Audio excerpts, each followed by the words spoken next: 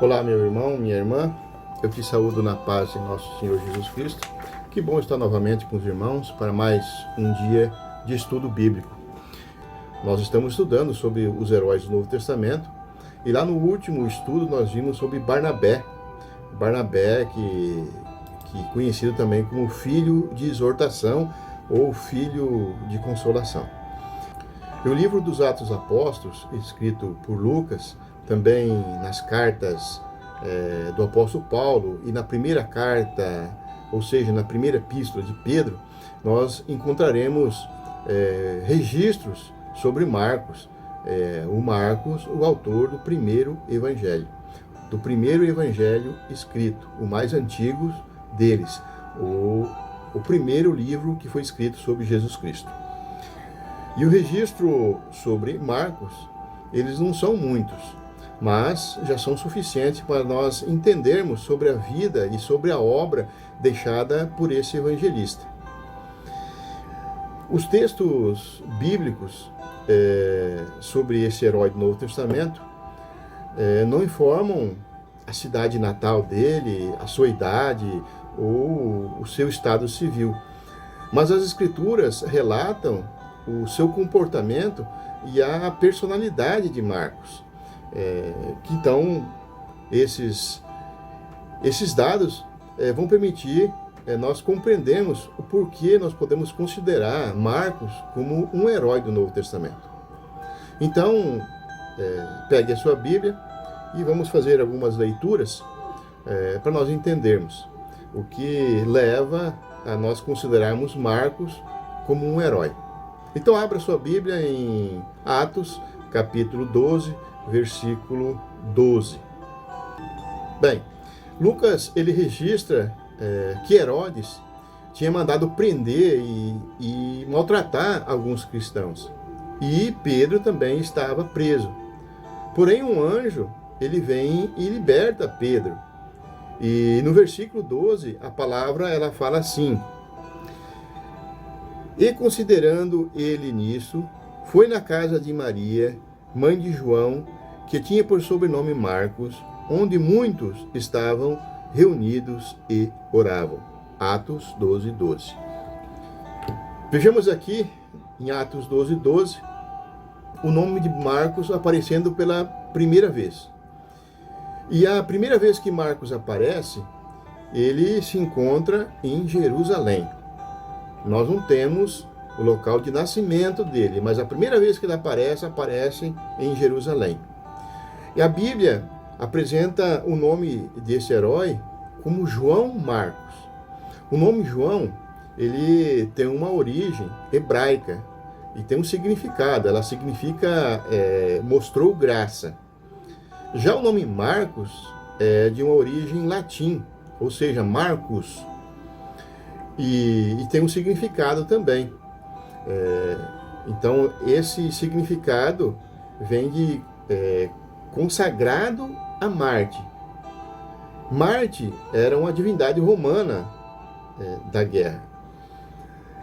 E sobre a família de Marcos, nós temos poucos conhecimentos. Apenas está registrado sobre a sua mãe.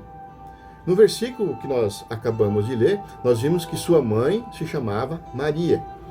E aparentemente Marcos e sua mãe eram relativamente bem financeiramente, porque na sua casa recebiam os cristãos se reuniam na casa.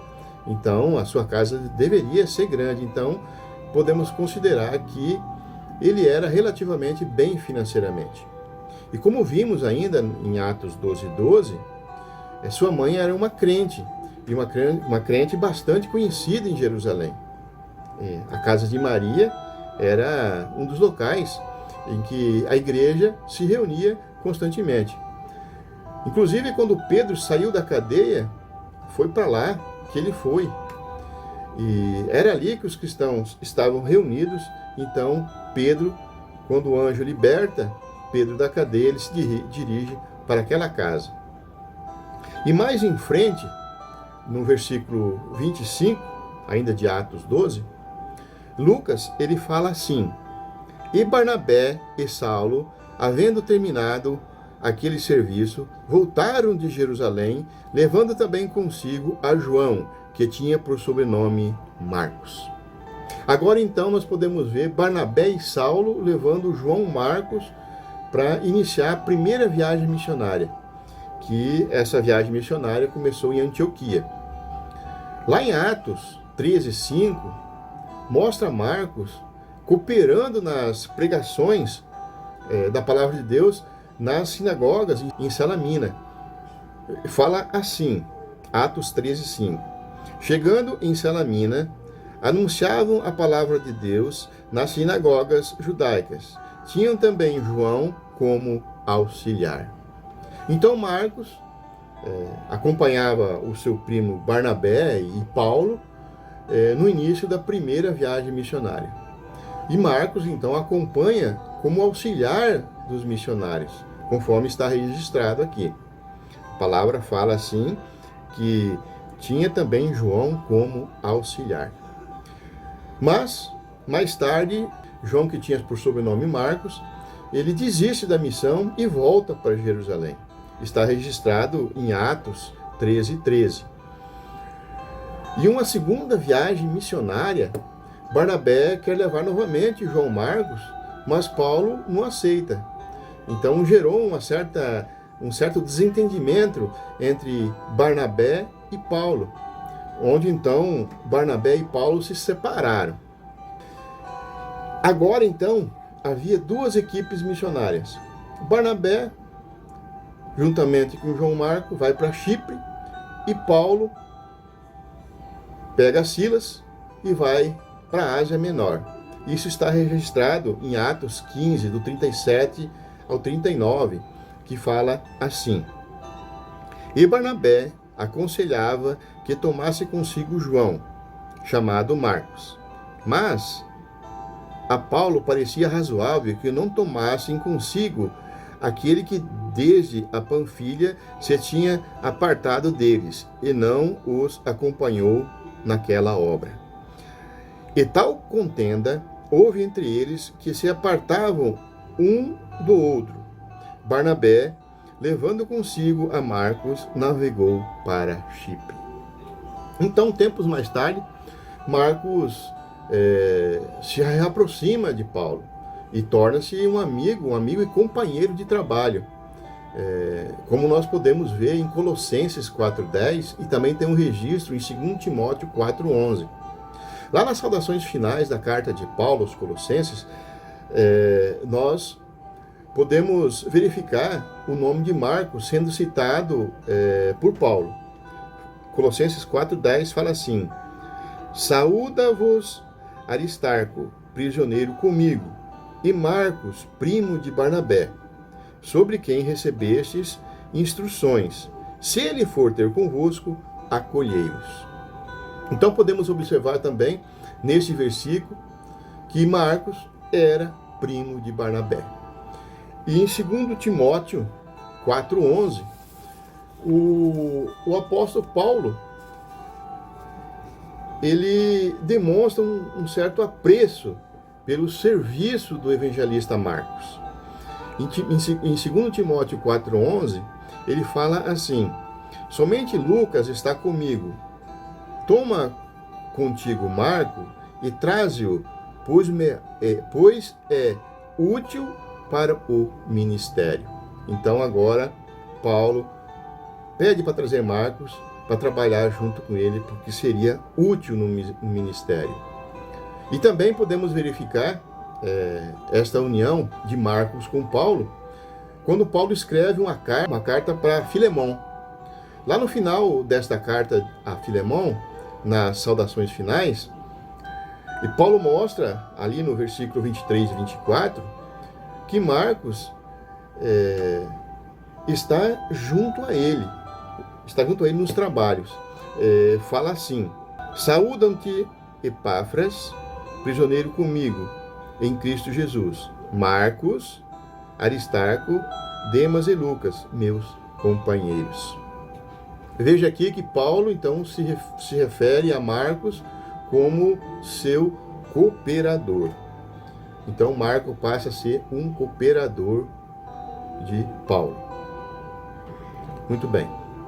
Também quando Paulo se encontra abandonado pelos homens em Filipos, ele escreve a Timóteo e ele solicita que tragam Marcos para ajudar em seu ministério. No versículo 11, que nós lemos anteriormente, nós podemos observar Marcos, que era rejeitado por Paulo, tornando-se então um fiel ajudador de Paulo. E o tempo tinha passado e para nós cristãos não há espaço para rixas antigas. Então Marcos volta a ajudar Paulo quando Paulo já estava em sua velhice.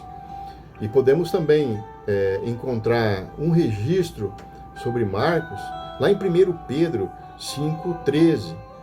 Marcos, ele acompanhou o trabalho de Pedro, conforme consta nesse registro aqui de Pedro. 1 Pedro 5,13 fala assim: aquela que se encontra em Babilônia, também eleita, vos saúda, como igualmente meu filho Marcos. Nesse mesmo registro, que é uma saudação final da primeira epístola de Pedro, Pedro manda os cumprimentos da igreja que está dispersa. Ele fala assim: aquela que se encontra em Babilônia, também eleita. Então era a igreja que estava dispersa em Roma. Então, ele manda os cumprimentos da igreja e também ele emite uma saudação em nome de Marcos. Aquela que se encontra em Babilônia, também eleita, vos saúda como igualmente meu filho Marcos. Glória a Deus. E aqui nesse registro de Pedro, então, é a última vez que Marcos aparece nas Escrituras. Muito bem. Agora, após nós termos já identificado quem foi Marcos, então nós podemos dar início aos relatos que Marcos deixou sobre a vida de Jesus Cristo. E devido a todo o conhecimento adquirido sobre a vida de Jesus Cristo, através dos outros apóstolos, Marcos, então, ele toma uma posição e registra os fatos ocorridos com o nosso Senhor Jesus Cristo e também os ensinamentos de Cristo. Apesar do Evangelho segundo Marcos, ele está localizado como o segundo evangelho no livro do Novo Testamento, foi Marcos que registrou por primeiro um livro falando sobre a vida de Jesus Cristo. Então foi o primeiro registro oficial da vida de Jesus Cristo. Foi Marcos que escreveu. E tanto Mateus como Lucas, eles se utilizaram do evangelho escrito por Marcos para apresentarem a vida de Jesus Cristo. Bem, no evangelho segundo Marcos, nós não encontraremos o seu próprio nome registrado. Marcos, ele quer falar sobre o Messias, ele não fala sobre ele. E segundo fontes extra-bíblicas, o livro foi escrito por um homem chamado João Marcos, que foi companheiro de Paulo, foi companheiro de Barnabé e de Pedro em suas missões. Então, ele não assina o evangelho como Marcos, mas fonte extra-bíblica da antiguidade revelam que foi uma pessoa chamada João Marcos, companheiro de Paulo, de Barnabé e de Pedro, que escreveu esse evangelho. Então, devido a Marcos ele ouvir as ministrações sobre a vida de Jesus Cristo, principalmente através de Pedro, ele resolve então registrar a vida de Cristo e também os ensinamentos de Cristo. E logo no início do Evangelho, no capítulo 1, no versículo 1, Marcos ele mostra nitidamente que quer destacar a vida do nosso Senhor Jesus Cristo. Vejamos lá no capítulo 1, versículo 1 de Marcos. Ele fala assim, ele começa registrando assim: princípio do Evangelho de Jesus Cristo, Filho de Deus. Então podemos observar aqui logo no início das suas escrituras que Marcos quer falar de Cristo. Ele quer falar do prometido, aquele prometido nas antigas escrituras. E Marcos, então ele confirma isso quando ele escreve o versículo-chave dos seus escritos, lá no capítulo 10, 45. Ele destaca o propósito de Jesus ao vir ao mundo. Lá ele fala assim, em Marcos 10, 45, que é o versículo-chave. Pois o próprio Filho do Homem não veio para ser servido, mas para servir e dar a sua vida em resgate por muitos. Glória a Deus. Marcos, então, quando escreve o Evangelho, ele apresenta Jesus aos romanos, ele apresenta Jesus como um servo, demonstrando a humildade do Rei Jesus. Então, Marcos mostra a compaixão de Jesus pelo homem perdido. E ao longo do Evangelho, segundo Marcos ele divide o seu Evangelho. E lá do capítulo 1 ao capítulo 1, versículo 14, até o capítulo 6, 13, ele fala sobre o ministério de Jesus lá na Galileia. E a partir do capítulo 6, do versículo 14, até lá o capítulo 8, versículo 30, ele já relata o ministério de Jesus fora da Galileia. Mais em frente, do capítulo 8, versículo 31, até o capítulo 10, versículo 52, Marcos ele descreve a viagem de Jesus para Jerusalém. E daí, a partir do capítulo 11, do versículo 1 em diante, Marcos mostra a última semana de Jesus naquela região de Jerusalém. O Evangelho segundo Marcos é o mais antigo dos evangelhos e foi usado, então, como eu falei, por base para Mateus e Lucas escrever os seus evangelhos. Mateus e Lucas, então, escrevem os seus relatos sobre a vida do nosso Senhor Jesus Cristo, se baseando nos escritos de Marcos. E quando lemos esses três primeiros evangelhos, Mateus, Marcos e Lucas, nós vamos observar uma semelhança entre os relatos. Esses três evangelhos são conhecidos como os evangelhos sinópticos, devido eles apresentarem uma grande semelhança nos fatos narrados por eles. Por exemplo, se nós compararmos aquela história da alimentação de 5.000 homens, da multiplicação dos pães, que está registrada em Marcos 6,30, Mateus 14,12 e Lucas 9,10, nós veremos essa narrativa praticamente com as mesmas palavras e escrita do mesmo modo. E dessa maneira, então nós veremos praticamente todos os registros desses três evangelhos no mesmo sentido, com palavras e da mesma maneira sendo escritas. Eles leram esse evangelho, se aprofundaram mais nos estudos, então Mateus e Lucas, eles também escreveram. Então, o fato é que Marcos foi o primeiro que escreveu sobre Jesus Cristo. E não se sabe ao certo de onde Marcos ele conseguiu tantas informações sobre a vida de Jesus. Mas o fato é que a casa de sua mãe, a Maria, era um ponto de encontro dos cristãos.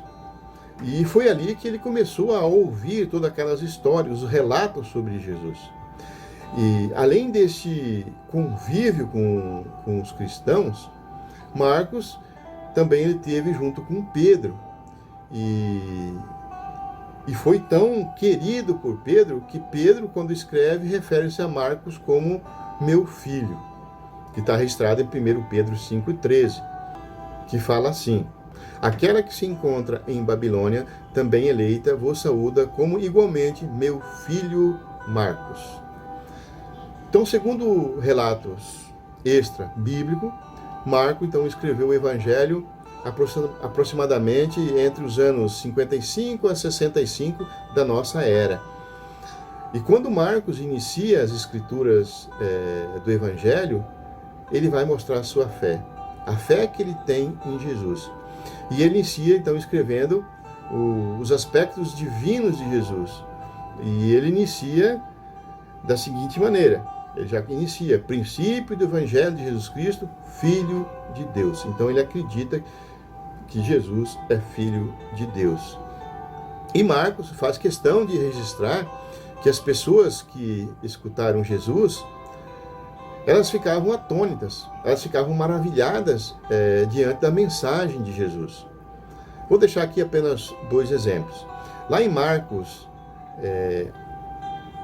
1:22, a palavra fala assim: maravilhavam-se da sua doutrina, porque os ensinava com quem tem autoridade e não como os escribas. Então vejamos aqui que as pessoas se maravilhavam com Jesus Cristo. Logo em frente, no capítulo 1:27, a palavra fala assim: todos se admiravam, ao ponto de perguntar-se entre si: quem vem a ser isso? Uma nova doutrina. Como com autoridade ele ordena os espíritos imundos, e eles lhe obedecem. Para Marcos, Jesus não era um simples homem, entre outros homens. Para Marcos, Jesus era Deus entre os homens. Mas Marcos também, ele apresenta o lado humano de Jesus. Marcos, no capítulo 6, versículo 3, ele fala que Jesus, o carpinteiro. Mais em frente, em Marcos 10:21, quando ele escreve sobre Jesus, ele fala que Jesus olhou para aquele jovem rico e o amou. Marcos também ele mostra, no capítulo 11:12, que Jesus ele podia sentir fome. E no capítulo 6:31, Marcos também mostra que Jesus estava cansado e queria repousar. Então, apenas com esses poucos exemplos dos escritos de Marcos, Marcos mostra o quanto Jesus foi semelhante a nós. E como eu falei anteriormente, Marcos escreveu o Evangelho de Jesus Cristo para fortalecer os cristãos que estavam em Roma, no meio daquela grande perseguição, uma perseguição por parte da liderança de Roma daquela época. É que os cristãos, eles precisavam saber que Jesus também tinha sofrido e após sofrer, ele venceu. Jesus tinha ressuscitado. Marcos queria transmitir ao povo que o Filho de Deus, o Salvador, também tinha sofrido, mas tinha ressuscitado. Glória a Deus. Muito bem. Amados irmãos, já chegamos ao final de mais um estudo sobre os heróis do Novo Testamento. A vida e a obra deixada por Marcos nos ensinam grande lição. Apesar de Paulo não querer Marcos em seu trabalho, Marcos não parou de trabalhar no evangelismo. Marcos continua firme na obra do Senhor, fazendo Paulo rever os seus conceitos, fazer rever o seu posicionamento em relação a Marcos. É que o trabalho para o reino de Deus deve estar sempre acima de qualquer discordância das outras pessoas. O reino de Deus é mais importante que o parecer das outras pessoas. Então nós não devemos dar conta pelo que os outros falam, pelo que os outros criticam. Quando você for levar a palavra de Deus, seja persistente, continue levando a palavra de Deus, mesmo os outros criticando você, e assim nós poderemos chegar junto no reino de Deus e levar mais pessoas juntos. Glória a Deus. Amados irmãos, quero agradecer você que esteve até esse momento comigo nos estudos. Eu conceituo a nos encontrarmos novamente nos próximos estudos. Nós estamos quase acabando essa série de estudos dos heróis do Novo Testamento e nós nos voltaremos a nos ver novamente falando sobre esses heróis. Glória a Deus. Vamos orar junto? Pai Santo maravilhoso, neste momento, Senhor Deus, eu quero orar pelos irmãos que estiveram comigo, Senhor Deus, estudando a Santa Palavra, tendo conhecimento, Senhor Deus, desses personagens importantes da Bíblia, Senhor Deus. Pai, visita com seu Santo Espírito onde essas pessoas estiveram neste momento. Derrama toda a sua bênção, toda a sua Shekinah sobre eles, Senhor Deus. Dê prosperidade, Senhor Deus. Dê sabedoria, inteligência, capacidade, discernimento, Senhor Deus, para que eles possam viver dentro da tua santa palavra. Pai, entrego a vida nas suas mãos para os devidos cuidados. Em nome de Jesus. Amém. Que a graça do nosso Senhor Jesus Cristo, o amor de Deus e a comunhão do Espírito Santo esteja convosco. Até a próxima oportunidade. Um abraço a todos.